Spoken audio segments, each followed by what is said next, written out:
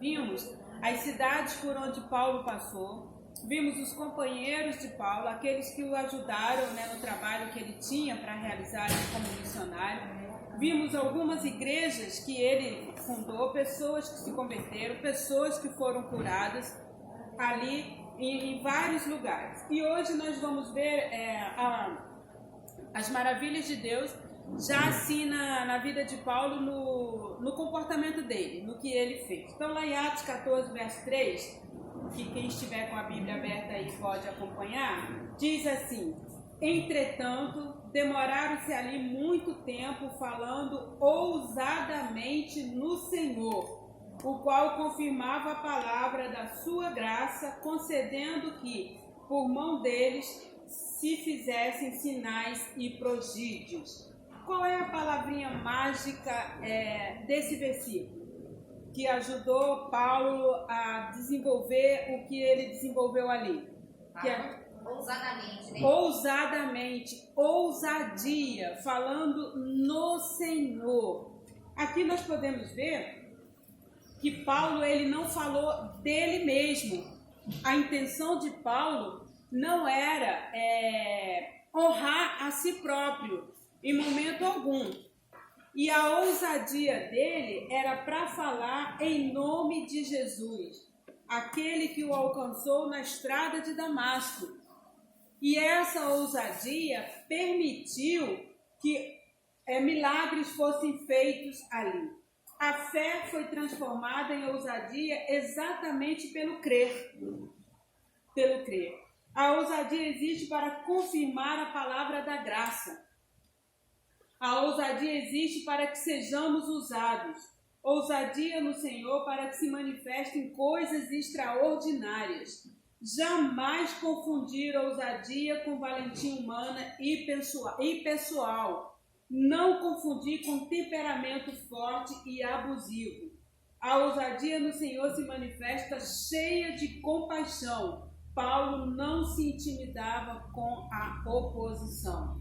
Então essa ousadia no Senhor é aquilo que vai nos levar a clamar, vai nos levar a falar, vai nos levar a pregar conscientes e confiantes na resposta que Deus vai dar.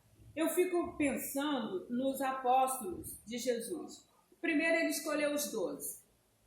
Depois que eles passaram um tempo com ele, ali aprendendo, ouvindo, vendo os milagres acontecerem, Jesus chega e divide-os, manda-os de 2 em 2 para levarem aquilo que até então eles tinham visto e ouvido para outras pessoas. E quando Jesus faz isso, que chama eles e diz: olha, agora é a hora de vocês multiplicarem aquilo que vocês viram, aquilo que vocês ouviram de mim, eu vou dar a vocês essa ousadia, eu vou dar a vocês a unção, eu vou dar a vocês a condição que, humanamente falando, ninguém tem. Eu vou dar essa condição, vou dar essa unção para que vocês levem. Ah, mas e aqueles que nos rejeitarem? O que nós vamos fazer com essas pessoas que não vão querer? E aí Jesus fala: bom, ninguém é responsável por aquele que não quer. A pessoa é livre, ela escutou, ela entendeu, ela assimilou e ela acolheu. Amém, vamos abençoar e vamos fazer o quê? Que Paulo tinha uma grande preocupação. Vamos ensinar.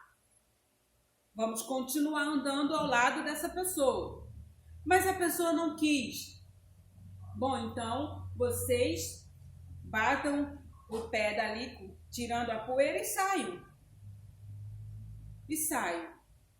E Paulo, certamente, ele foi um homem que enfrentou muita oposição. Ele vivia mais preso do que em casa, do que liberto. Cartas dele foram escritas da prisão. Por isso ele tinha tantos companheiros de ministério. Por isso ele tinha tantas pessoas que o ajudavam. porque ele ia lá, fundava aquela igreja, organizava e dava ali os primeiros ensinamentos. Depois ele não tinha como voltar constantemente, então ele colocava Tíquico, Epáfras, Timóteo, Lucas, Silas e outros, que foram aqueles Epafrodito, que estiveram ali ao lado dele. Então a ousadia nossa, mas que não é uma prerrogativa humana, a ousadia nossa que vem da unção do Senhor quando nos manda fazer, é o que vai abrir a porta para coisas extraordinárias acontecerem. Aí você pode pensar o seguinte: mas eu nunca vi ninguém ressuscitar porque eu orei. Mas eu nunca vi uma pessoa sair daquela situação porque eu orei. Nós já vimos sim. Uma pessoa desenganada por um médico, quando ela volta à vida, ela ressuscitou. Porque dentro do contexto da medicina não havia mais o que fazer. Ela já estava condenada pelo padrão humano. Mas aí Deus vai lá, muda, bota a boa mão dele, que eu gosto muito dessa frase, né, dessa palavra de Neemias: a boa mão do Senhor estava sobre mim. Ele vai lá, coloca a boa mão dele, tira aquilo que estava naquele órgão, muda aquilo ali, enfim, a pessoa volta à vida e o médico muitas vezes fica: olha, isso foi um milagre, porque a gente não tinha mais o que fazer. Mas o que Deus está interessado hoje para usar a nossa ousadia não é em ressuscitar pessoas. Não é em fazer milagres humanos. Ele quer pessoas salvas, vidas transformadas. Essa é a parte primordial da nossa vida. Efésios, que vai ser estudada posteriormente, Paulo, porque ele é o autor, né? Jesus fala através dele, Deus fala através dele o quê? Nós estamos aqui para glória dele. Então, levar o evangelho e ver uma vida transformada é ou não é um milagre? Quando você vê um alcoólatra, que hoje é um chefe de família, que tem responsabilidade com o trabalho, com filhos, com esposa, com a casa, com a obra do Senhor, é um milagre. Quando você vê uma pessoa lá na Cracolândia, que já não tem mais jeito, já está arrebentada pelo vício, pela droga, pela vida, só espera a morte, você vai lá, prega, aquela vida se transforma, é um milagre. E nós precisamos dessa ousadia, que vem acompanhada da fé, da humildade. Lá em Atos 16, 15, alguém que abrir aí pode ler para a gente, já é outra maravilha de Deus. Atos 16, 15. Depois que foi batizado, ele e a sua casa rogou-nos dizendo: se haveis jurado que eu sou fiel ao Senhor, entrai em minha casa e ficai ali. E nos constrangeu a ir. Quem é essa pessoa aqui? Lídia. Lídia era uma mulher vendedora de púrpura. Paulo, ele e o companheiro dele aqui, Silas, eles levantaram de manhã bem cedo para orar e saíram de onde eles estavam e foram à procura de um lugar tranquilo para isso.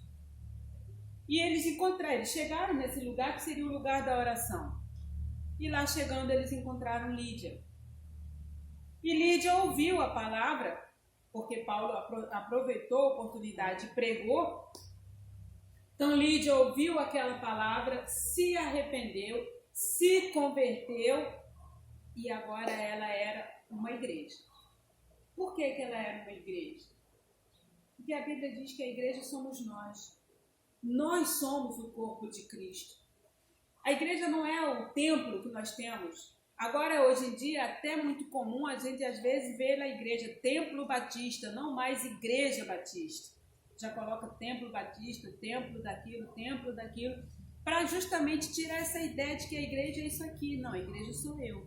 No momento que Lídia se converteu, e ali ela pediu a eles: olha, ficai comigo, se vocês acham que eu mudei, ficai comigo. E eles ficaram, ela foi batizada. Quem mais foi batizada junto com ela? Toda a sua casa. Toda a sua casa. E ali então nós podemos ver que Filipos, nós temos a carta de quem? Dos Filipenses. Carta aos Filipenses. E nós podemos até arriscar dizer que essa igreja começou com Lídia e sua família.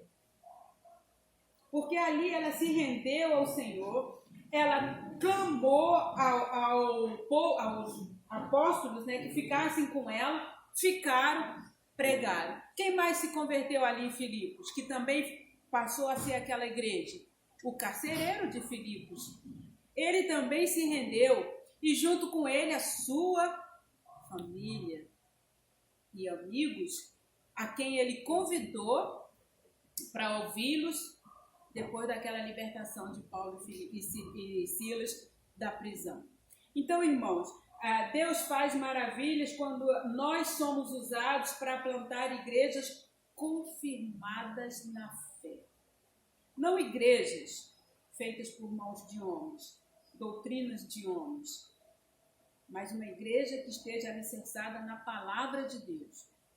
Pessoas que realmente sejam transformadas. Pessoas que realmente busquem a santificação. Porque quando a Bíblia fala sede santos porque eu sou santo, Deus está pedindo algo que é impossível ao ser humano na sua natureza. Ser santo. Mas buscar a santidade já não é mais algo impossível. Buscar a santidade, matar o eu, a velha carne, todos os dias para viver aquilo que Deus quer, já não é impossível. Mas também não é fácil. Não é fácil. Porque a nossa natureza pede para nós fazermos aquilo que nós gostamos, não é verdade? Aquilo que nos agrada.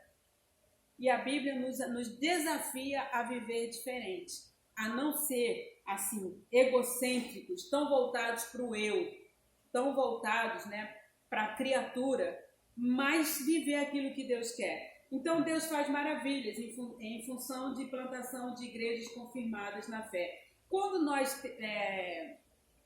voltamos há anos, nós encontramos pioneiros.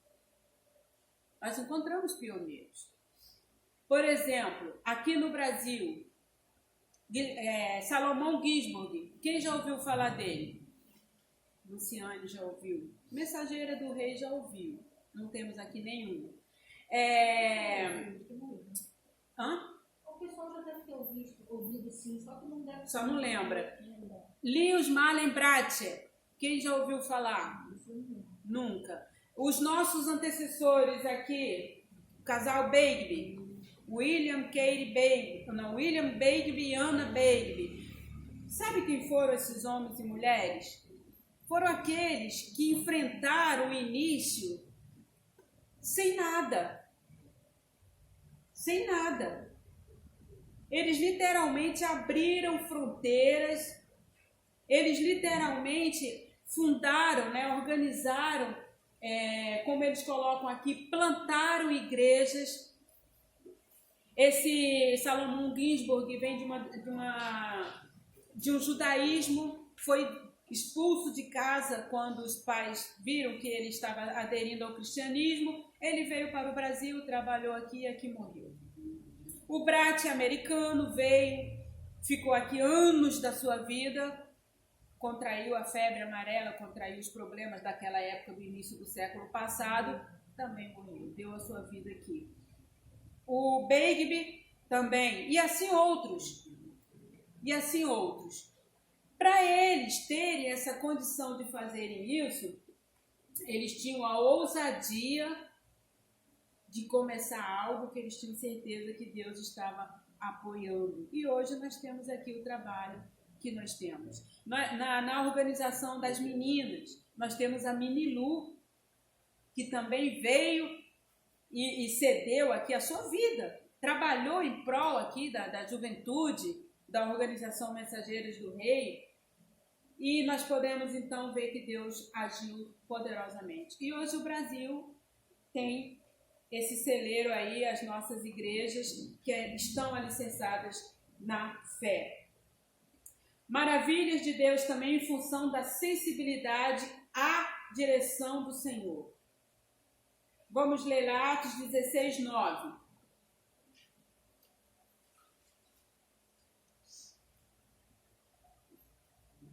À noite sobreveio a Paulo uma visão na qual o varão macedônio estava em pé e lhe rogava dizendo: passa a Macedônia e ajuda-nos. Isso. Aqui, esse contexto aqui é qual? O que Paulo estava tentando fazer? O que Paulo queria nessa situação aqui? Ele estava viajando, ele estava indo fazer o trabalho missionário, era o que ele estava indo fazer. Ele ia pregar em determinado lugar, porque aqui no versículo 6 nós vamos ver o seguinte: e percorrendo a região frígio-gálata, tendo sido impedidos pelo Espírito Santo de pregar a palavra na Ásia, sendo impedidos pelo Espírito Santo de pregar a palavra na Ásia, defrontando Mísia, tentavam ir para a Bitínia, mas o Espírito de Jesus não o permitiu. E tendo contornado Mísia, desceram a Troade. À noite sobreveio a Paulo uma visão na qual um varão macedônio estava em pé e lhe rogava, dizendo: passa a Macedônia e ajuda-nos. Paulo, aqui, ele estava errado? Não. Ele estava indo fazer a obra. Ele estava indo pregar. Ele estava indo em direção a mais um trabalho. Porém, Deus, na sua soberania, sabia que lá na Macedônia tinha gente com sede dele. Tinha gente precisando dele, ouvir. Não que lá em Troade, não que lá em Mísia, não que lá onde Paulo intentou ir primeiro não tivesse. Não é isso. Certamente tinha. Mas Deus queria atender aquela pessoa lá da Macedônia que estava querendo. Assim como ele olhou para Cornélios, que nós vimos semana passada, e mandou Pedro ir lá pregar. Cornélios era um gentio. Pedro não estava pronto para chegar até os gentios. Precisou de um preparo especial naquela visão que a gente sabe que ele teve. E ele foi e pregou e Cornélio se converteu. Então, ouvir a voz de Deus é algo primordial quando nós queremos que Deus faça maravilhas. Quando nós queremos que Deus trabalhe através de nós. Porque nós somos o que nas mãos de Deus? Somos instrumentos. O que é um instrumento? Eu posso perguntar para vocês, um bisturi sem um médico vai fazer alguma coisa?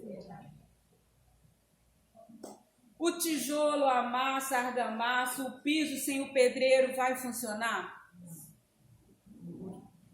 Então, nós estamos nessa condição. Somos instrumentos. Se Deus não trabalhar através de mim, vai acontecer alguma coisa? Não. Mas eu posso imaginar se esses instrumentos resolvessem se voltar contra. Se o bisturi criasse vida própria e o médico chegasse para ele e dissesse assim: nós vamos fazer isso com o paciente tal. Não vou fazer no outro. Se o tijolo, se a argamassa, se tudo andasse, resolvesse criar vida e você acordasse e tivesse tudo pronto. Uma casa torta, cheia de erros, cheia de problemas. Quando nós vamos lá para... Deixa eu ver aqui se está certo. Jeremias 17, 37, eu acho. Se não for, depois eu procuro. Quando fala do vaso do oleiro. Quando Deus mandou ele lá.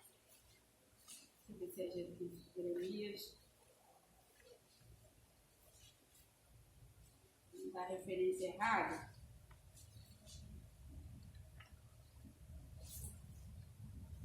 Não, é Jeremias na prisão. Depois eu vou buscar essa referência. Mas nós podemos ver que quando ele obedeceu a Deus e foi lá no vale, e ele foi lá e viu o oleiro trabalhando, o que ele pôde contemplar ali? Alguém viu aquele filme Ghost? Eu também vi. Eu sei que ele tem um fundo meio estranho, porque aquela atriz, Golf, sei lá das quantas, ela foi lá, tinha aquela voz e tudo. Mas o filme começa com ela fazendo o quê? Um trabalho artesanal, não é? Construindo ali um vaso, alguma coisa. E quando o profeta desceu ali, que depois eu vou confirmar se foi Jeremias, que eu acho que sim, o capítulo. Jeremias 18. Ah, 18, né? Valeu. 18:6. Tá bom, obrigada. Quando ele chegou lá e ele viu aquilo ali, ele pôde ver que o oleiro, que era o profissional, estava construindo algo. Quando a gente vai para o interior do Brasil, a gente vê muito vaso, a gente vê muitas obras artesanais em cima disso. E ele estava ali fazendo. De repente, aquele ali se quebrou, caiu, ou qualquer outra situação se quebrou, e ele pôde perceber que o oleiro pegou aquele material bruto e começou a fazer de novo. O ourives, o que o ourives faz? O ourives também pega aquele material bruto e transforma numa aliança belíssima, transforma num anel maravilhoso, transforma numa pulseira, enfim, no que ele quiser. Então, gente, Deus é o ourives da nossa vida, Deus é o oleiro da nossa vida, Deus é o profissional e nós somos os instrumentos. Para sermos instrumentos, não podemos estar alheios àquilo que Deus quer falar para nós. Para sermos instrumentos, não podemos estar fazendo aquilo que queremos, mesmo que teoricamente esteja correto. Porque era a situação de Paulo. Ninguém podia chegar e dizer para ele, olha, você está errado, você está desobedecendo. Não. Mas Deus falou com ele. A visão que Deus dá é para aqueles que já vivem em trabalho. Isso é interessante. Paulo percorria a região frígio-gálatas. Paulo fazia o certo, pregava e plantava igreja. Mas não basta fazer o certo. É fazer o certo de Deus no tempo e no comando de Deus. É fazer a sua vontade. Isto requer verdadeira dependência e compromisso. Então, nós podemos ver, Paulo, muitos cristãos são cristãos que não têm um desenvolvimento, não têm um trabalho. Vêm aos domingos, depois não vêm o restante da semana, não são líderes de nada, não trabalham em área nenhuma e vivem aquela mesmice o tempo todo. Mas Deus, quando Ele chama pessoas engajadas, pessoas que querem, pessoas que se dispõem, pessoas que se colocam à disposição dEle, que pedem o revestimento do Espírito Santo, que tem discernimento, que tem sensibilidade, e se não tem, pede. Porque Tiago vai dizer para a gente o quê? Aquele que não tem sabedoria, peça a Deus, que a todos dá liberalmente, que não vai lançar em rosto. Então nós precisamos desses itens. Sensibilidade, nós precisamos equilíbrio mental e emocional, nós precisamos de discernimento e nós precisamos de dependência de Deus, para que nós possamos cumprir aquilo que Ele quer através de nós, e não a nossa própria vontade. Esse ano, a igreja teve a oportunidade de orar pelo trabalho missionário lá no Piauí. Acho que a igreja lembra, né? Porque a igreja está me acompanhando em oração. E não fomos.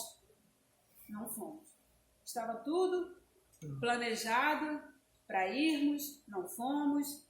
Alguns missionários que já estavam prontos começaram, mas isso, eu estou com isso, eu estou com aquilo. E na hora, eu estou falando de mim, eu fiquei assim, mas Senhor, é para pregar a Tua palavra, a gente não está indo a passeio.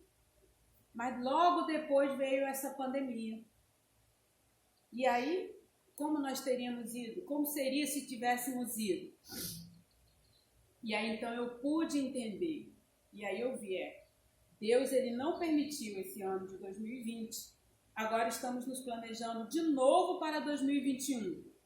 Aí agora vem com esse vírus. Carnaval provavelmente vai mudar de data.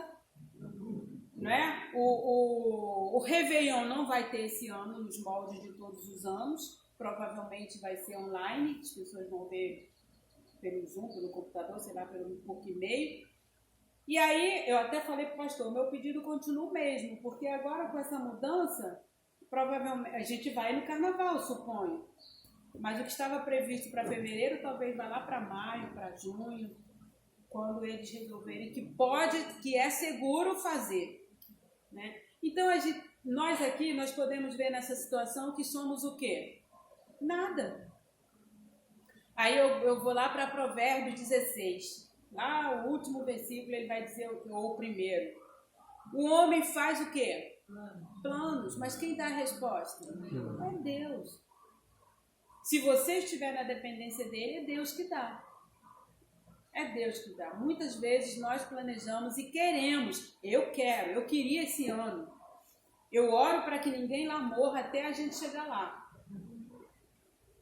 Mas eu estou esperando em Deus que seja propósito dele para esse ano 2021. Estamos pagando, estamos orando. Vamos ver o que Deus vai fazer. Então, irmãos, a sensação ou a certeza de que nós dependemos exclusivamente, totalmente de Deus, é o que nos ajuda a caminhar. É o que nos ajuda a viver, ainda mais agora, nesse período aí. Por quê? Porque Deus, ele continua com o controle de todas as coisas.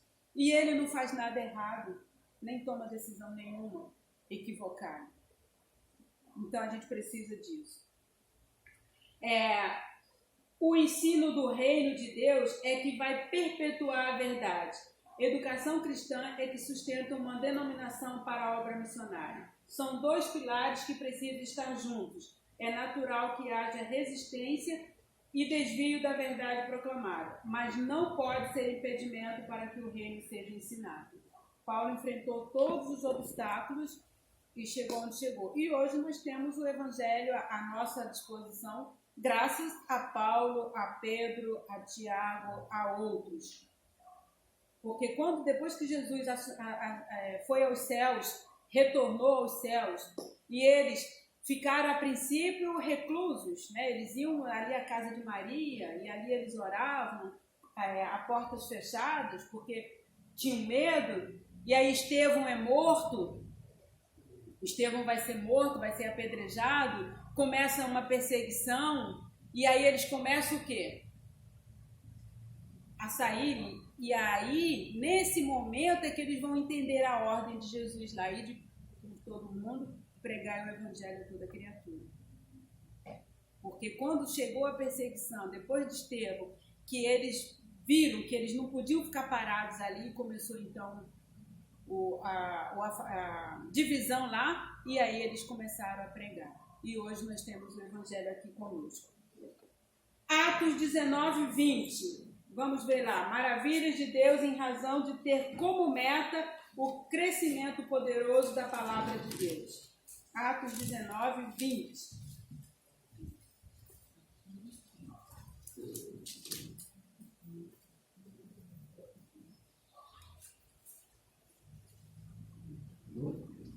Quem achou aí pode ler para a gente. Assim a palavra do Senhor crescia e prevalecia poderosamente. Isso aqui já é na cidade de Éfeso.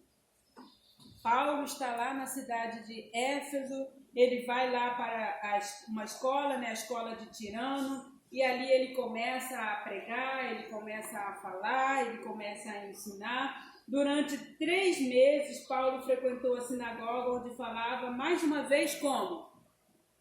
Ousadamente, dissertando e persuadindo com respeito ao reino de Deus, visto que alguns deles se mostravam empedernidos e descrentes, falando mal do caminho. Esse caminho com letra maiúscula é quem?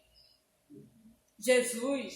Diante da multidão, Paulo, apartando-se dele, separou os discípulos, passando a discorrer diariamente na escola de Tirano. E ali ele discorria diariamente, ele ensinava diariamente.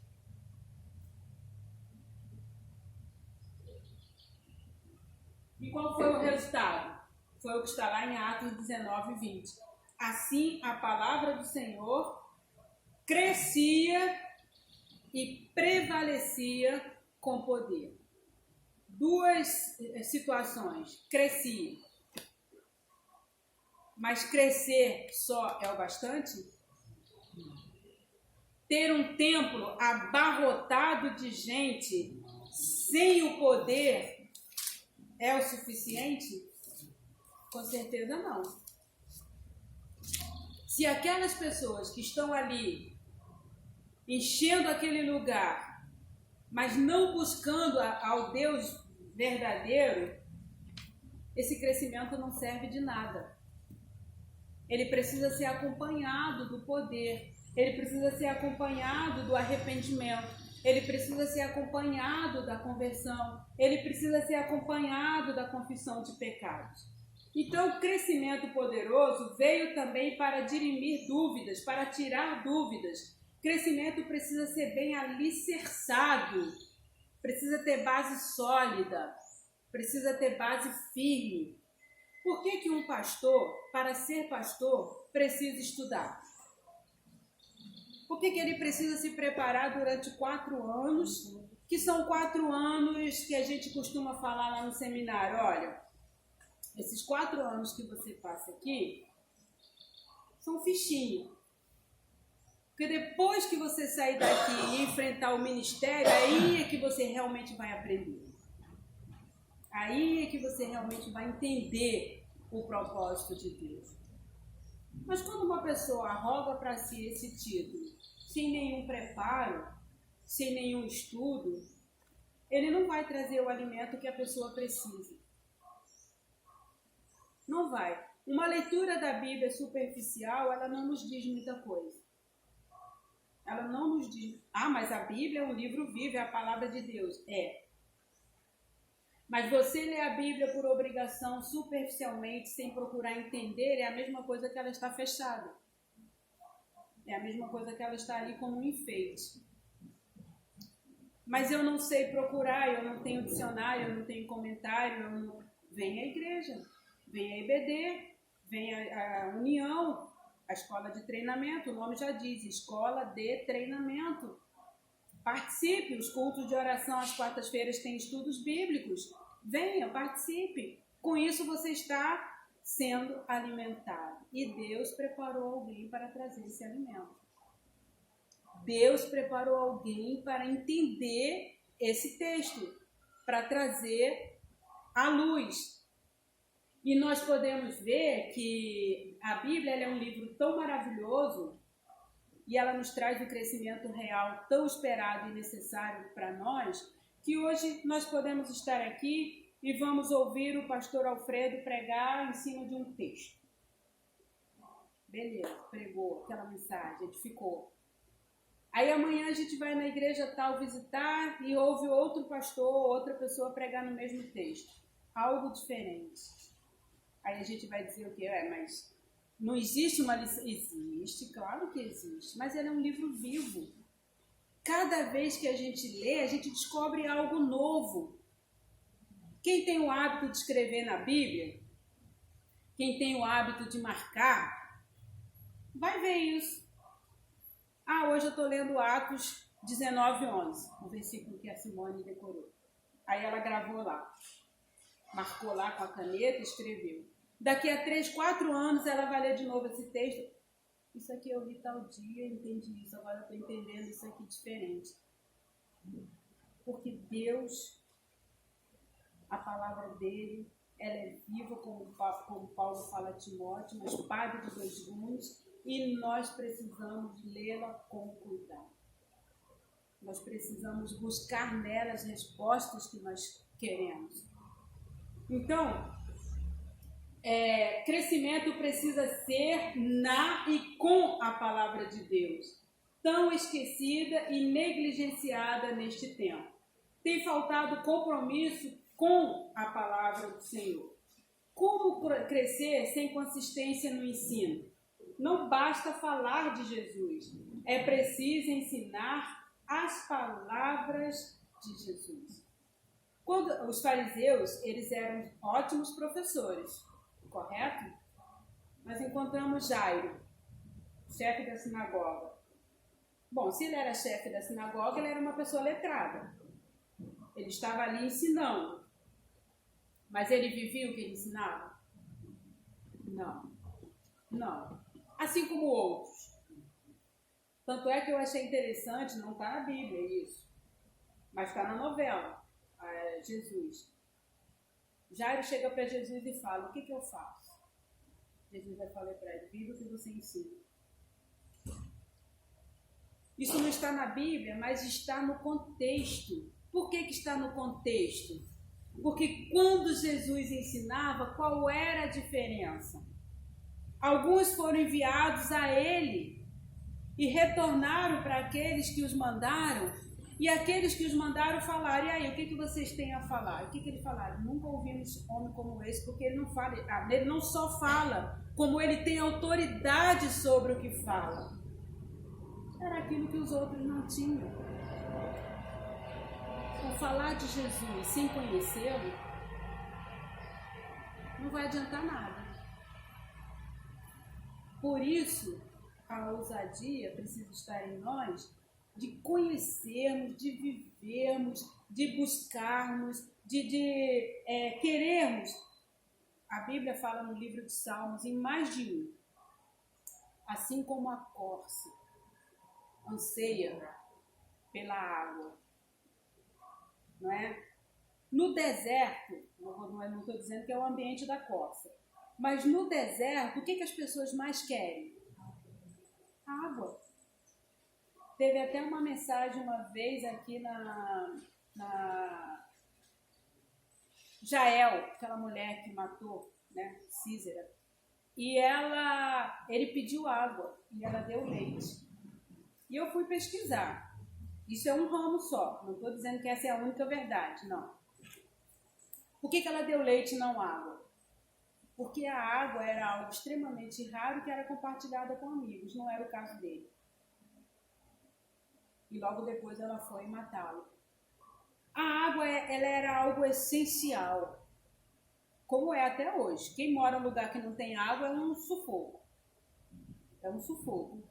Então, nós precisamos ansiar pela Bíblia, pela palavra de Deus, assim como queremos água, assim como queremos luz, assim como queremos comida, porque são coisas essenciais à sobrevivência humana. Se eu não tenho água para beber, para cuidar da minha casa, eu estou numa situação ruim. Se eu não tenho comida para me alimentar, eu estou numa situação ruim. Se eu não tenho luz, eu estou numa situação ruim.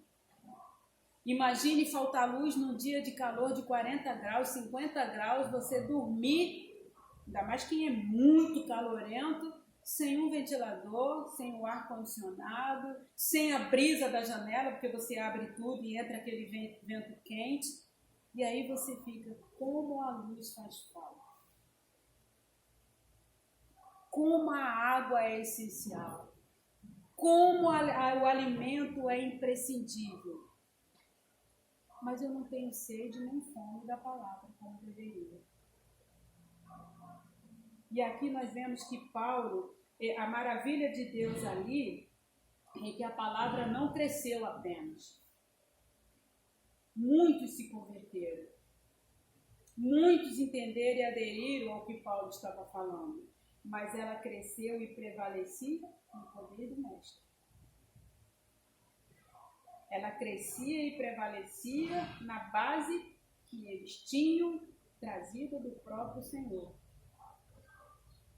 Nós podemos saber que Paulo foi um, dois, e depois aqueles que foram os companheiros dele, muitos não tiveram aquela coisa de ser o apóstolo. Lucas não foi apóstolo de Jesus. Às vezes a gente lê o Evangelho de Lucas e lê o livro de Atos achando que Lucas estava ali entre eles, mas não estava. Há quem diga até que Lucas ele pode ter se convertido em duas situações. Ou ele se converteu lá, quando Pedro pregou para 3.000 pessoas que se converteram, que foi no derramamento do Espírito Santo, Pentecostes, ou ele se converteu quando André levou os gregos a Jesus, porque Lucas era grego. Mas o que Lucas fez para conseguir escrever o Evangelho de Lucas e conseguir escrever o livro de Atos? Ele fez uma pesquisa acurada. Ele foi, ele pesquisou, ele perguntou, ele entrevistou, ele leu. E ele então traz para a gente o Evangelho e traz para a gente os Atos dos Apóstolos, que é lá o livro. Paulo, ele era um fariseu, ele era um doutor da lei também, criado aos pés de Gamaliel, que era uma sumidade da época. E ali, então, depois que ele se converteu, ele passa a se alimentar daquilo que Cristo falava para ele, daquilo que Deus revelava a ele. Não basta falar de Jesus, é preciso ensinar as palavras dele. Não podemos separar Jesus de suas palavras. Paulo ensinava persuadindo com respeito ao reino de Deus, não mais o reino humano, o reino constituído pela vaidade e interesse dos homens. Um novo reino era ensinado. Então, nós precisamos desse pilar também. Levar o grupo que nós ensinamos, que nós trabalhamos, crescer, mas crescer na palavra de Deus. Paulo encontrou alguns que se mostravam empedernidos, ou seja, com o coração duro. Outros falavam mal, querendo desestabilizar Paulo. Em Éfeso, Paulo encontrou gente falando mal de Jesus e incitando a multidão. Qual foi a solução? Preparar obreiros com conhecimento e maturidade. Aí nós temos esses que eu falei, que domingo passado nós apresentamos alguns aqui, lá na lição, que são esses homens e mulheres que ajudaram Paulo no seu ministério. Muito bem, conclusão. As maravilhas de Deus é o pano de fundo das cartas de Paulo aos Gálatas, Efésios, Filipenses, Colossenses. Deus fez maravilhas por meio de Paulo e quer fazer maravilhas ainda hoje na plantação de igrejas como resultado do seu agir. Domingo que vem nós vamos justamente entrar na carta aos Gálatas propriamente dito. E o título é bem sugestivo: Cristo vive em mim. E quem falou isso foi o apóstolo Paulo, lá em Gálatas 2:20. E certamente aqueles que o acompanhavam tinham a mesma visão. Aqueles que eram seus companheiros também tinham esse pensamento. Ah, mas eram conduzidos? Não, eram ensinados na palavra. Mas junto com o ensinamento de Paulo, vinha também o quê? O exemplo. Porque nós vamos ver lá em 1 Coríntios 11, se eu não me engano. Sede meus imitadores. Mas qual é o final da frase de Paulo?